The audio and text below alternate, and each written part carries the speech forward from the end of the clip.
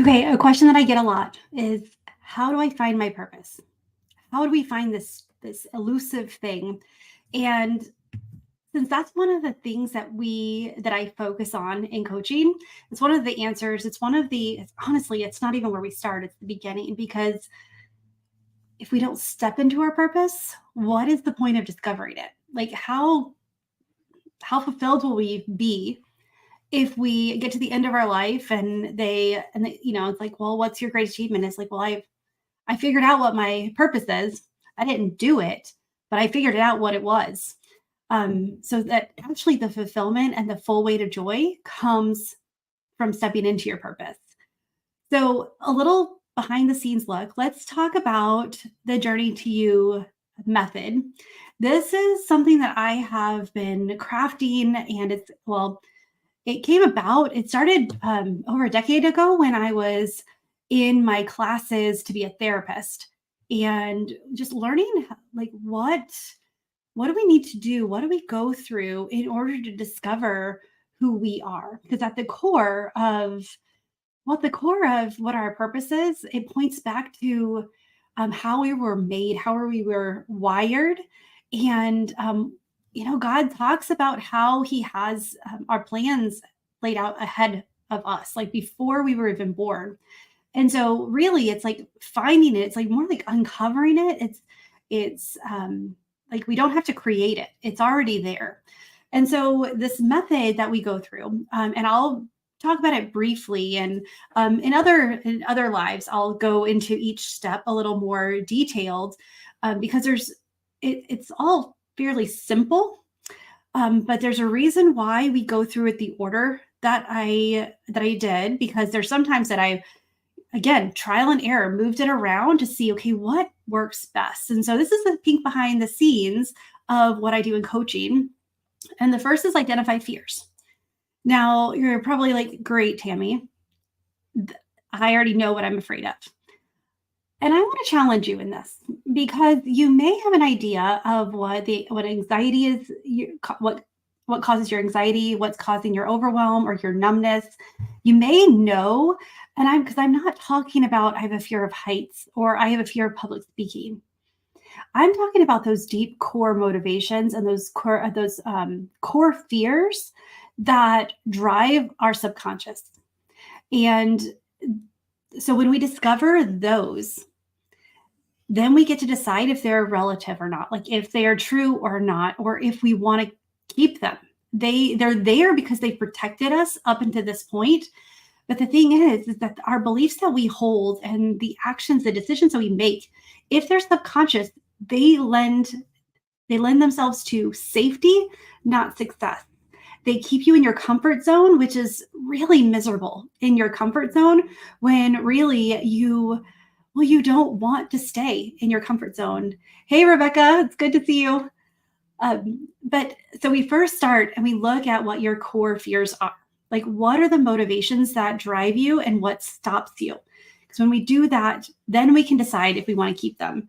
The next is we start looking at who you are because, and this is our core strengths. We look at your gifts, your talents, your preferences, like different things about what make you you. We'll use tools like the Enneagram and Clifton Strengths Finder and really look at not just what's on the outside, but really what's driving the inside. Because like a lot of times we don't get curious, we don't stop to see why we do what we do. And that is key to if you want to discuss, like step into your purpose, you want to discover who you are and who God created you to be. You actually got to listen to it. You got to figure it out and slow down long enough to notice that, oh, I really do try to get everything right as an Enneagram 1. My goal is not perfectionism, but that's the way it presents. Like I know perfectionism, like nothing's perfect except for Jesus. I know that. And when I try that, but that's not my motivation. It's I want to improve things. I want them to be the best possible. And so by knowing that, now I can see, and because a lot of times it paralyzes me.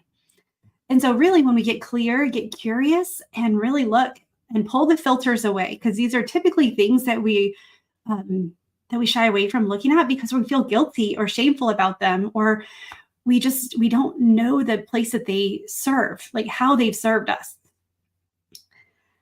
When we identify our fears, and then we embrace our identity, then we get to reclaim our confidence. When you know your worth, when you know, and self-confidence and self-value, self-worth are two different things. When we really look at our confidence, we know what we're good at. We know what skills, what talents, what strengths we have. We can depend on those. And so we may not know all the skills that we need in order to accomplish our purpose, but we do know that, well, God has our back. We do know that we can depend on, there's some things innate in us that we can depend on. So we reclaim the confidence and we just go for it. And then we step into our purpose. We start acting. Before we get a full picture, we really do, stop, and we want that whole full picture. We don't need it. God has yet to show me everything that I'm doing in my business or in my purpose, in my calling, because he knows it would freak me out. So he shows us what's necessary, what we need to make that next step. And let me tell you, it's rarely comfortable. It's rarely in our comfort zone, but that's okay. Like, resistance is golden. And then as we go into this and we start stepping into our purpose, that's when the full weight of joy, like, we get to choose that lifestyle, because now we're living our purpose instead of just wandering or just hoping to find it, or wishing it would magically appear. By taking these actions, these step by step, and just like giving yourself grace and going for the next step, you're able to, like, motivation, clarity, momentum, everything comes from action. If we don't start taking action, we'll never get there. We'll never make the changes. We'll never discover who we're called to be or what's possible when we step into our purpose if we don't act. And so this is just a little glimpse of kind of the process that we take, that we walk through over the course of some, sessions. This is not all in one session. This is over the course of a few months, but it's not as hard as you think. And something that's so beautiful about coaching is that space that's held for you to take your time through this, a non-judgmental, a quiet space that that you get to just show up as yourself, unfiltered. Friend, time is so limited. It is our most precious resource. How long do you want to wish that you knew your purpose?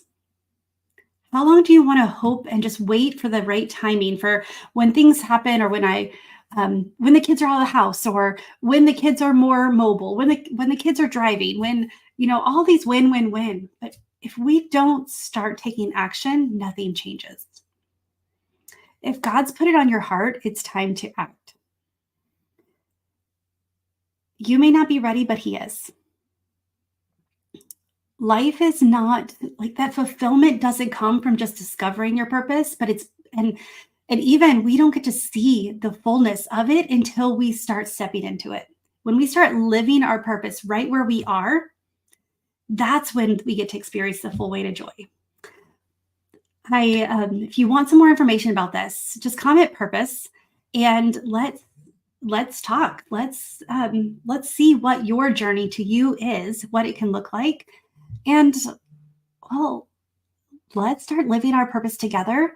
Because again, when each of us take like our little piece and we shine our light, then the brighter and brighter that the world gets. Like, we don't have to do this alone. And you'll find so many times that your purpose crosses over with a friend's purpose, and you get to help each other. You get to reinforce each other. You get to do this life in a way that is not disconnected and not alone. And you have a community, and you're getting to in the words of one of my clients, fill up heaven, and you get to have that fulfillment, that and that partnership with God that you're looking for. That's what true joy is.